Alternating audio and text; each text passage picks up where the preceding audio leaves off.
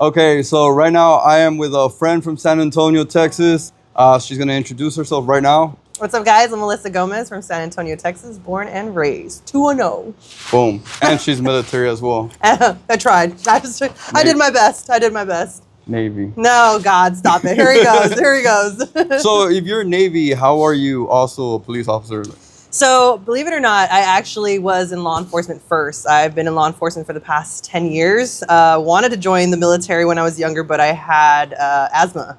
So before, it was like an automatic disqualifier.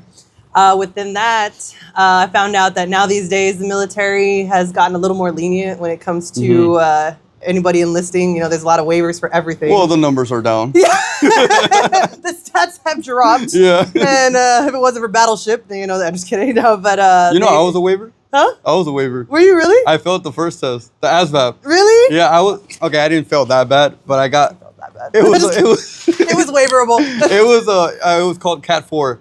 Okay. Yeah, so if you scored low but you were almost there, they give you a Cat 4 waiver, and they boom. Just for the camera, he got a low score in the Army. Okay, we're gonna cut that. Right. So 10 years in law enforcement. Yes. Right, and so what motivates you to become a law enforcement? To be honest, I'm gonna be 100%. I did not want to sit behind a desk. I didn't want to sit behind a desk any day. Yeah, I was an athlete growing up. I just knew that I didn't want to be stuck between a 9 to 5, hate my life. When am I going to do something better? Then, believe it or not, my grandfather was the one that inspired me to be a police officer. He was a sheriff's deputy, retired here in Bexar County. And he goes, the jail's always hiring. Oh, wow. And I was like, I don't know if I can work in a jail. Mind you, kind of small backstory. I was always shy, quiet, complete introvert. That's why I was like, dang, can I work at a jail? Next thing you know, I started looking up YouTube videos of detention facilities and was like, dang, can I really do this? I said, hey, what the hell? I might as well try. If I don't like it, I don't like it. If I do, I do. And it turns out I really ended up liking it. Got into some stuff that made me flip my switch, and it brought me out of. Well, let's just say working at a jail is not for the weak. You get tested a lot by the individuals in there. I had to wake up and stand my ground, get out of my comfort zone. You can't be shy, you can't be scared. But I moved around within the jail, and then I realized, I want to go be a real cop. I don't knock anybody. I want to go be a real cop. She said real cop. I want to put a gun on my head and walk around and be like, yeah, drive a patrol unit. Yeah. But I don't knock anybody. I know I've come across a lot of officers that were like, dang, I can never work at a jail. But I will honestly say that I don't knock anybody. If I can actually encourage people to work at a jail, I would 100% do it, because that is where I learned how to actually talk to people, because 9 times out of 10, your battles out on the patrol side is talking to people, de-escalation, mental health and stuff like that. So yeah, that's where I learned the core value of what it is to be a police officer, is actually working in jail. That's badass. Yeah. So police officer, so then what motivated Navy? So I love the water. That's why I chose the Navy. Okay. I love the water. I love to travel, and I know that Navy has a really great potentials of having really good duty stations. Because it's always on the coastline. So I decided to go the Navy. At this time, mind you, I'm 32 years old. Still baby. I was 32 years old. I was like, what? Let me join the Navy, because I wanted to be a better candidate when it came to promotions and moving around the department. 100%. I got tired of when I wanted to put in for a position or certain trainings, I would get pushed to the side and be like, oh, well, we chose this person because they have military experience. So I'm like, you know what? Hold my coffee. I'll be right back. I'm going to go get my military. I'm going to go get my military experience. And that's what I did. I joined the Navy. Unfortunately, inconsiderate, I didn't make it all the way through because I got injured. And that's honestly, it took me a little hard to get over that, but I was like, you know what, everything happens for a reason. So. Damn, that's crazy. So you also, because this started as a kid, you wanted to be a cop? No, honestly, I was in high school, senior year. What was your dream as a child? Who did you want to be as a child? What did I want to be? I wanted to be an actress. I wanted to be a singer. I wanted to be an actress. I wanted to be a singer. Oh, you sing? Yeah, I try. We got time for some tunes right now. Oh my gosh, really? You're gonna make me sing? thumbs up if you want to see some too. It's not even live. Oh my god. Shh, they don't know. People in the back, the ducks. Oh god, really? Okay. Yeah, go for it. Okay. God, pressure. Let me see. Dang, I don't even know what song to sing. Law enforcement, military, you should be able to perform under pressure. I know. Okay. I have, what song would I normally sing? Okay. I got Jace in the same damn river trying to drown me. Ain't pulling me down, ain't knocking me down like the whole world falling all around me. Jesus Christ, I was not expecting that. Damn. That was... I sing in the shower. You did I that. sing in the shower. Damn. I sound like that in the shower. No. Not like when I get like out. When I put the auto tune and it just goes. Damn. So, okay, so you wanted to be an actress and you wanted to be a singer. Mm-hmm. Why did that stop? I found out that given where we live in San Antonio, it's not one of those industries that's really popping. I mean, when I first was really interested at a young age, I took, obviously we had to have like art credit, in high school, and I took theater arts, and I was like, this isn't for me. But then as I got older, I was like, okay, well, theater and acting are like completely two different worlds. Kind of stirred away from it. Like I said, music was something I tried to dabble into, but it is not an industry that I had to learn that it's not something you're going to have to pick up like right away. It's like straight consistency and motivation.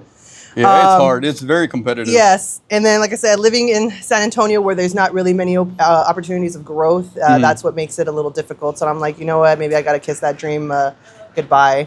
But yeah, I figured it was like one of those things that's like, hey, maybe it wasn't for me. everything happens for a reason. Until fair recently. Uh-oh. Yeah, fair recently. And I would say recently within like the last, 3 years, I'd say. This is so lame. TikTok happened. I started doing TikTok. Honestly, it was just for shits and giggles, for fun. I found it more as a hobby. Like, I loved it. Apparently, I make people laugh, so making people laugh makes me happy, and I'm like, hey, I'm cool with that. And then next thing you know, I remember I was traveling on the East Coast. This is where I met a buddy. Okay. I was coming back. Here it comes. Yeah, here it goes. I was coming back from, New Orleans, and I was coming back towards San Antonio, but I was in the Bay Area by Houston. And everybody from Texas, Buc-ee's. That's the king of all gas stations there. I stopped at a Buc-ee's, and this is kind of funny. Those of y'all who know Noel G, homie, shout out to the homie over there, Noel G. Shout out to Noel G. I met him at a Buc-ee's, but believe it or not, I didn't recognize him. My mom did. I was with my mom. Oh, okay. Mind you, my mom has a huge. I'm sorry, mom. She has. We're about to expose mom. We're about to expose. Everybody, get your cups of coffee. I'm about to spill some cheese, man. I'm just joking. My mom has a huge celebrity crush on Noel. Wow. Yeah, it's funny. So believe it or not, like I remember walking to the bathroom and I see my mom peeking out, like making like what the heck, and I'm like, Mom, like what are you doing? Like what are you looking at? She's like. And I'm looking around and I don't see. I'm like, what are you talking about? And she goes, she's like, that's Hector. And I was like, who? She goes, that's because that's like a vague name, right? And I was like, who? She's like, that's Hector. She's like, my celebrity crush. And I look and I see this homeboy with like baggy shorts, fucking knee-high socks, black tall tee, and I'm like, just like everybody from fucking Texas. Like, that's me. Like I was like, he looks just like everybody else. And she's like, no, that's him. And I was like, well, if it's him, go say hi. And she goes, no, I don't want to bother him. And I'm like, Mom, if this is your celebrity crush, and he's standing like right there, like take that chance because you don't know if you're ever gonna see him again. Right. She's like, no. And I was like, you want me to go? And she goes, yeah. And I was like, okay, fine. I go over there, right? So I go over there and I was like, I say hi to him and he's like, hey, how's it going? I was like, are you Noel G? And he goes, shh. Yeah. And I was like, holy shit. My mom was right. That really was him. And so he was like, yeah, follow me on Instagram, blah, blah, blah. And then next thing you know, me and him came really cool. And he honestly, he became a really good friend of mine. Crazy. A lot of people are like, how'd you get to like become so close? I was like, dude, it started at a Buc-ee's. Right. It started at a Buc-ee's. It all started at a Buc-ee's. Mind you, he loves Buc-ee's. Yeah, and that's how I started. I was very fortunate for him to give me some pointers and stuff like that of how to get started. Within that, I started to do some background work while I lived in the Georgia area by Atlanta. did some background work for Cobra Kai. Really? Yeah, for Damn. Cobra Kai I season like that 8. show. Was it season 8, episode 6 or something like that? Yeah, I was in the plane scene, and I'm like literally right in back of the 2 actors. That was pretty interesting. Oh, I know what scene you're talking Yeah. about. Okay, great. Yeah, I was actually pretty blessed because So I can see you. Yeah, you Okay. can literally see me. It was I'm actually gonna go back and yeah. find that moment. Yeah, it was honestly pretty blessed because we filmed that on Tyler Perry Studios, so that was an experience for me. And then there's a documentary series called Snapped that they were shooting it in Tennessee. Well, unfortunately, on that side of the country, there's not really many Hispanics to choose from. And I remember when they put out the listing, they were like, we need a Latina female, long hair, dark hair, whatever. And I was like, oh, let me put in for it. Shits and giggles, right? So I put in for it. And I remember the casting director messaged me back and was like, we need somebody with bangs. Do you have bangs? I could. I exactly what I did. I could have bangs. I kid you not. I went to Amazon and I bought some bangs. I thought you were gonna say I went and No. That's commitment. No. I was like, no. So I went to Amazon and I bought clip-on bangs. Yeah. And I reset my headshot and they're like, you got it. I had no idea they had clip-on bangs. Amazon got a lot of stuff, dude. Noel G is a genuine guy. He's super cool because I pitched him the script that I had and because I wrote it based on him, but I didn't name him Hector because I didn't know if he was gonna take that offensive, you know. Okay. But he told me like, bro, can we change my name to Hector? And like, oh, okay, fuck yeah. Better, yeah. No, yeah, and he came to my short film. He told me, yeah, I'm pointing you out. He shows up. He says I didn't send him the script. I did like 2 weeks ago, but he didn't see it. So busy man. I'm like, oh damn. So I sent it to him again, and like he's like, give me 5 minutes. Goes into the car, and I'm over here freaking out because I'm like, I need him on set. I don't know if he's gonna take long to. 5 minutes comes out. He's like, I'm ready. I'm like, oh shit. We filmed, and he memorized the whole dialogue, That's the whole impressive. script. Yeah, all of it. He memorized it. He was super cool. He still talks to me to this day, and so with acting, like so. After you did those projects, did that motivate you to continue to do that? Like, yes. Now you want to pursue it again? Yeah, Okay. I think it's one of those where it's like I got a taste of it, and I was like, oh, this is awesome. Like I want more. I know like Noel has just like, hey, dude, got to come to LA. Got to come to LA. And I was just like, it's not that easy, It's just like, I mean, you know, coming from Texas, and where the income is different. It's a sacrifice you're gonna have to make. You have to. It's a decision you have to make, and you cannot think on it too much, because if you think on it too much, then you start putting negative things in your head, all the things that can go wrong. I'm the type. I tattooed it on my leg. Really? It says "fuck it." I love that. I've seen those on trucks. Fuck it. Oh, well, I don't know about the trucks. I don't know about the trucks, but I always say that. Fuck it. Let's just do it. Let's do it. Let's do it. Let's do it. And that's why I am where I'm at right now, because I just say fuck it. Let's do it. Okay. Yeah, it is. It's scary. It's scary, and it's not for everybody. You gotta learn to say fuck it. That's what I do. Say it. Fuck it. Fuck it in the bucket. Is that too much? So you lived here all your life. What is one place you want to, like, where you're going to buy your house, you're going to settle down, this is the place you're going to retire? Oh, man, that's a hard one. Because I am, like, anywhere in the world. Anywhere in the world? Yeah. Oh, God. Texas. Born and raised. I love Texas. Yeah, you can. This is home, man. Yeah, it is home. But I will say, conflicted, I love the city, but I also love the country. So like me personally, like I don't like the city at all. You really like? I'm a country guy. I love the city because everyth's so utterly available. You got everything. But my favorite part or place in Texas, specifically country, would be specifically Bernie, Texas. If you've ever been out there, the hill country is beautiful. And if you go to Bernie and you love coffee, go to Black Rifle. Highly recommend. But yeah, they. The hill country out there is so beautiful between Bernie, Texas and Kerrville. I love it. It's so beautiful. It's expensive. Believe it or not, that's where all the Californians are moving. No offense. Don't California my Texas, guys. Okay, yeah, please don't. California my Texas. Yeah. No, but beautiful hill country. So I'm like, that would be my hill country, like acreage. Nice house, no neighbors. That's what I want too. Guns, privacy. There you go. Yes. Or you could just go shoot at your backyard. Yeah, exactly. Yeah. And nobody will bother you because they're just like, it's Alyssa over there, shooting her guns. I'm like. And I'm not saying this just because I'm here right now, but I want to buy my house here in San Antonio. Like, because I'm from Brownsville, but I want to buy my house here. It's a nice. This is where I want to settle down. Yeah. It's right in the middle. And you don't get what is it? You don't get the hurricanes. You don't get the snow that Dallas gets or Houston. You just miss everything. Yeah, we're kind of like... Who's someone in your life that you look up to? Someone in my life, that would be my grandma. Your grandma? My grandma, absolutely. My grandma is a very strong-willed and motivational person. My siblings and I go, hey, like, when in doubt, ask grandma. Grandma knows it all. Mm-hmm. Like, she has the... wisdom. It's like, she does. She really does. She's a third-time cancer survivor. Oh, wow. Yeah, and that woman is still strong. Yeah, she is so strong. She's a workaholic. Like, she used to work at a government agency, and we always told, like, man, they're gonna have to push that woman out with the broom because she does not want to retire. Oh, okay. Yeah, I don't remember how many years, but she did some years. So that's where your drive comes from. Yeah. Right, because like the way you explain your life and then your grandma, it looks like you guys are like... She is a workaholic, and I am too. Like I said, there's some days where I'm just like, oh, I don't feel motivated, and she'll know exactly what to say, and I'm like, you know what, you're right. Mm-hmm. Like, she's inspirational in my life. She's a very strong woman. Really beautiful. And what is one regret that you have in your life? One regret. That, honestly, I have never asked myself that question recently, because honestly, my number one response to that was not joining the military.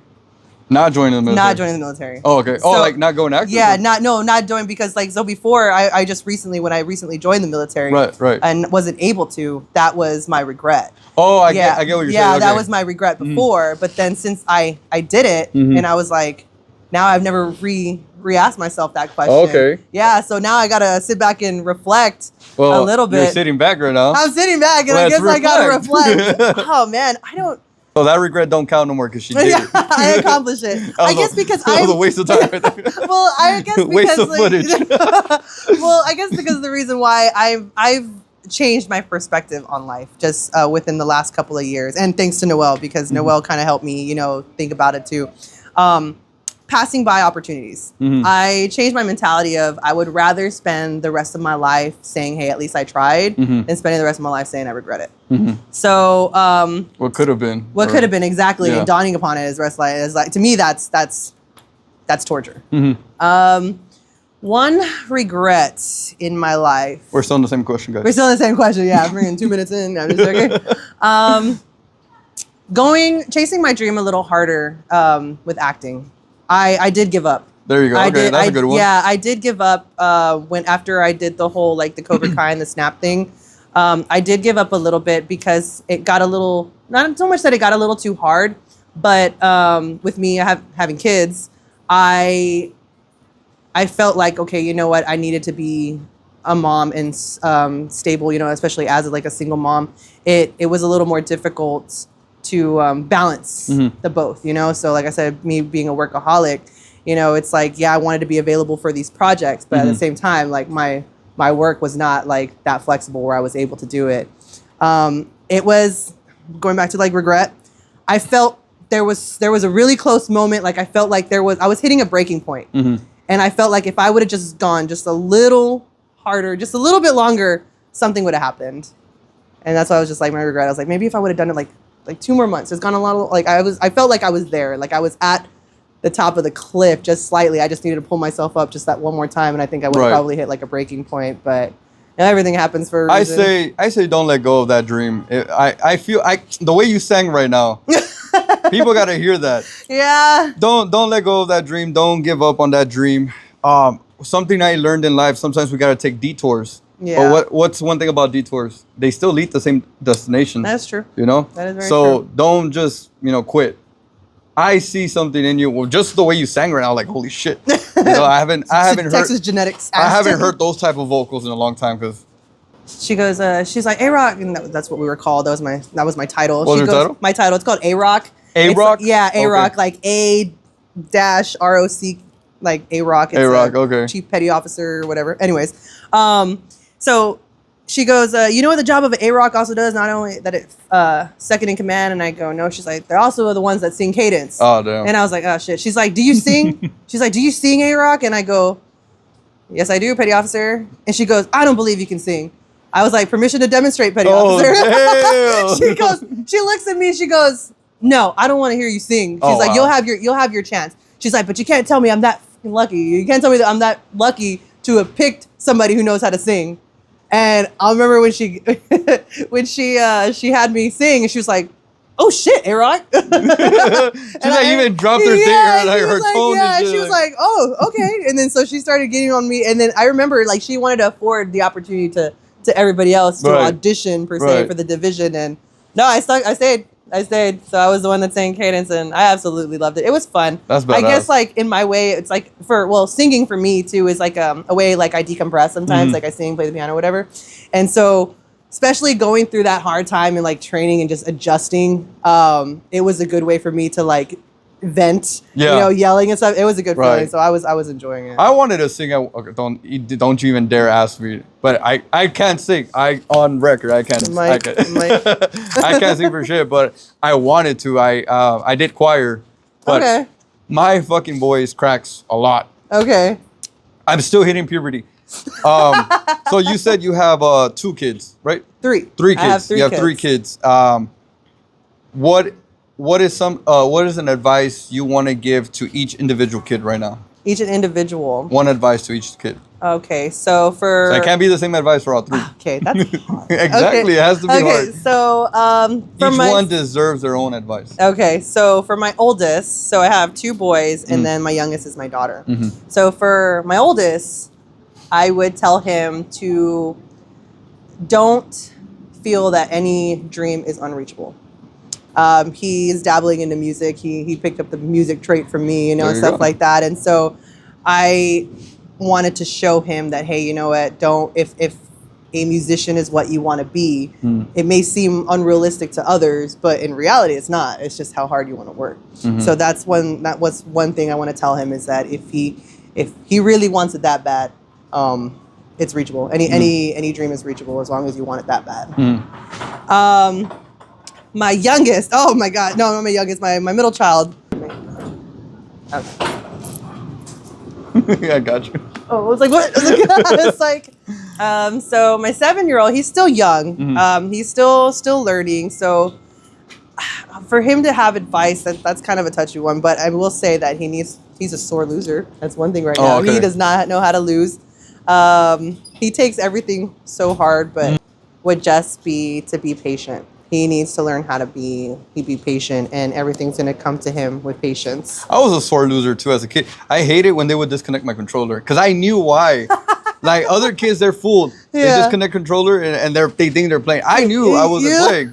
Connect that shit. You're like, what? One of the kids that throw the remote controls. Start flipping tables. Yeah, so he needs to learn patience.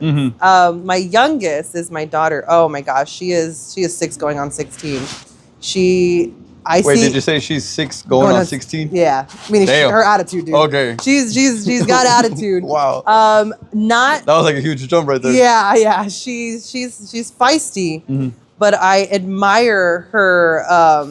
She's very observant. She's very ambitious, super confident. Like I see a lot of me in her, but at that age, I was super shy and timid. Like, to me, the way my sons are, that's how I was when I was their age. The way my daughter is now, she shows the way I am now as an adult, like the confidence and stuff. I will tell you, she loves me to death. Like I am her role model, and that's blessed, because that's any parent's goal, is to be their child's role model. Right. She always tells me like, "Oh, mommy, I want to be a police officer like you," and stuff like that. And everybody who's a police officer is just like, "No, pick something else," because it's not an easy career field. Do you have trouble making friends as being a police officer? No, because I don't like to give the impression that I'm a police officer until somebody asks, "So what do you do for a living?" And then, they ask me, I'm like, "Well, guess." And they'll be like, "Oh, a nurse." I'm like, "No." Clerical work? No. So I kind of joke around. I'm like, "Oh, I waste management." I just city waste management. City waste management. No. And then when I tell them I'm a police officer, they're just like, "What? No way. I don't believe it." I was like, "Yeah." It could go both ways. Like when you say you're a police officer and you're a very attractive girl, like they're like, "Oh my God, I'm in love, arrest me." Or it could go the opposite way, like, they like tippy-toeing on eggshells, like they don't want to do nothing wrong. Next thing they're just like, "Oh no," they start confessing everything. I've had people where they start confessing everything, be like, "Oh, I only smoke weed, this many times." I'm like, "Yo, stop it! Now you're making this weird." I'm the opposite person you tell this to. Yeah, no, they start like, "Well, I've never gotten arrested." Tell that to your lawyer. Just like, whoa, like. You have the right to remain silent. I just There you go. Like, Alyssa Gomez, dude. Just shut up. Tab bartender. Nah, just no, yeah. So it's not hard. But I will say I've learned to be very, very extrovert in this in my career field because, like I said, like, you know, most of the job consists of talking with people. And as a police officer, well, just me as my goal, we need to be more approachable. Our job is to help people, and we want people to come to us. And well, if you're walking around, you know, with an attitude and, you know, looking all grumpy, you're not going to really want to be approached, or if somebody needs help, they're not. So usually, you know, when we're standing in a group, usually everybody gravitates towards me when they need to, like, want to ask a question or something like that. So that's my goal, you know, being approachable. And like I said, you have to have the personality to match that. So when I'm out in public or whatever, people will never guess. Okay, honestly, they will always suspect that I was in the military, but because of the way I walk, they're like, oh, were you in the military? And I'm like, oh, well, yeah, kind of. That happens with all of us. Like, they always ask me that. Like, no matter what I'm wearing. Yeah. So, okay, sometimes I dress like, up. I guess the way we walk, I don't know what it is. The way we walk, talk, act, I don't know. But sometimes, I do dress up tactical and shit, but sometimes I'm just dressed up like a bum. Yeah. You're a veteran? A homeless one? I just say that. Where's your sign? I just kidding. Or they just, like, you have your coffee and they just put a $2 bill. Like, the fuck? Like, you mother. I was drinking this coffee. Like, this will pay for my next one. So, what about, is it difficult dating while being a police officer? Oh my gosh, yes. It is, okay. As a female, I would imagine. As a female, it is very hard to date. And you date men, women? Both? Men. I don't know. Males. I just took it. We're just asking. It's 2025, people. Yeah, no, you're not right. No offense, but he just came from Austin, so I'm just joking. Damn. Clip that. No, but it is super hard dating as a police officer because most of the women, you know, we get calls and we get sent to by ourselves. Yeah, there's some calls that we have to have a backup partner, but so as a female, we're so used to handling situations by ourselves, taking care of business, getting put into a relationship, and having to trust somebody to have our back it makes it really hard, you know, because we want as a female, we want that partner that's either like 50-50 or like that whole protector guardian. Well, it's like we're used to being protectors. You know, to find somebody to overpower that is just, it makes it very difficult. So like the way I always tell like the boys at work, because I have like they're like my brothers, so they're very like protective of me. So they always want the best for me, and so like I always tell them, and I was like, it makes it hard. It's like I want to date somebody who's either gonna be next to me or in front of me, like, and it's kind of like cliche, but I'm thinking like in a firefight or something like that. Like I want somebody who's going to be there next to me or in front of me. I don't want to, you know, have somebody who's hiding behind my back. I mean, to each their own. Maybe some people are into it. I know I have a lot of military sisters that struggle dating because they seem more masculine than an average yeah, Joe. the dominance is there. So that's why I was asking you if you struggle with that. Yes. Okay. So uncomfortable question. You don't have to answer if you don't want to. But nowadays, how defund the police, fuck the police, like how has that affected your life, or do you just not pay attention to it? It has. It's a lot of people forget there are good cops. Yeah. There's a lot of good cops. There's just very few bad apples. Yes. But they just generalize everyone. Exactly. But how does that affect you? Has that affected you? Yeah, like, it does. It does. It makes it really hard to be the influence, you know, and that was one of my other goals as being a police officer. I always said that if I can be that 1% to change a little bit the perspective of a uniformed officer, I'll take it. If it's one person at a time.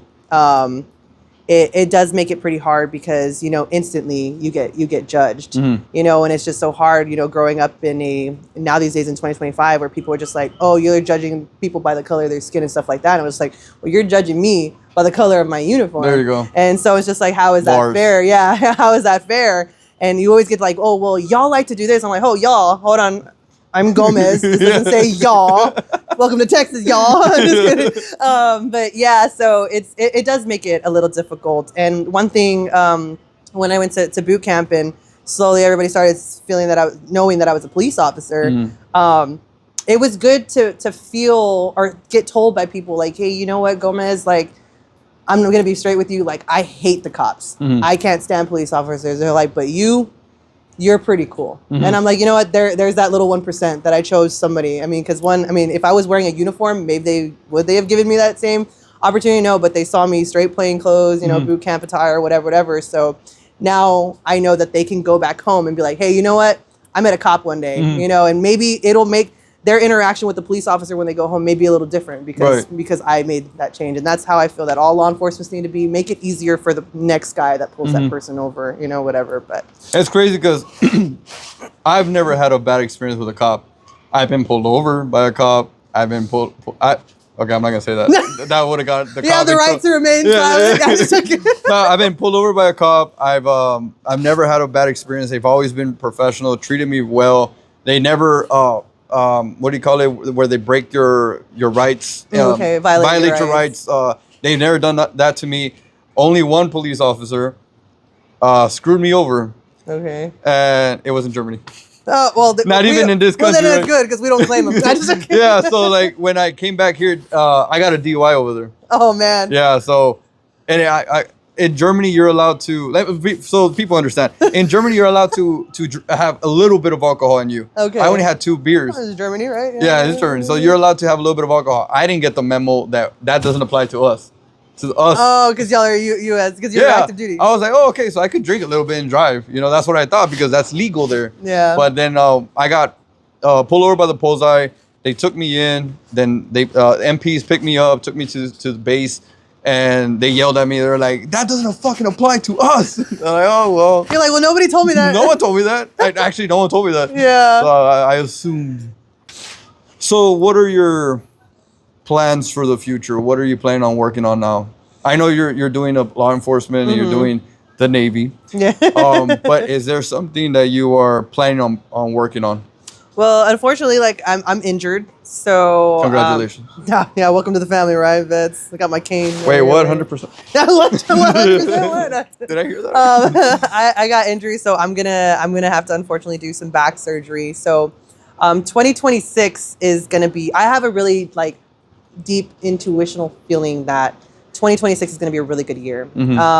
And women's intuition is never wrong, right, guys? Yeah. So you guys, if y'all are looking in somebody's phones and DMs, don't do it because we already know. No, but I have a really good feeling that it's going to be a really good year. Like I said, going to do some surgery, rehab, and like I was telling Noelle, since I'll probably get put on light duty, my schedule is going to change. I won't be on a shift work. I'll be like a Monday through Friday, 8 to 5 type of schedule, which would also make me more readily available to take on acting roles. There you go. So I'm like, you know what? Everything happens for a reason. So I hit up already Noelle and I'm like, hey, I have a good feeling that I'm gonna be making some trips to LA. And he's like, let me know. He wants to hit up Converse Conceito. Yeah. Notice she only said she's gonna hit him up, but I live in LA too. I live in LA too. But I'll hit him up and I'm saying he's the homie. He'll get jealous. Nah, I'm just joking. Nah, he won't. I'm just kidding. Yeah, for sure. Okay, cool. I love those plans for you. You said 2026. You intuition. You feel it. I'm actually excited for you because I see something very big, special inside of it. Yeah. I see something very special. Like just hearing you sing right now, I was like, holy shit! Like there's something special that you have that you're trying to push aside. Don't do that. Yeah. But just to wrap this up, I do want to say thank you so much for taking the time to meet up with me today. For my project, the 50 States podcast. Thank you so much for this. I'm just trying to give everyone a voice. Awesome. And thank you for doing that for me. So that's it. That concludes our podcast. Deuce. Bye.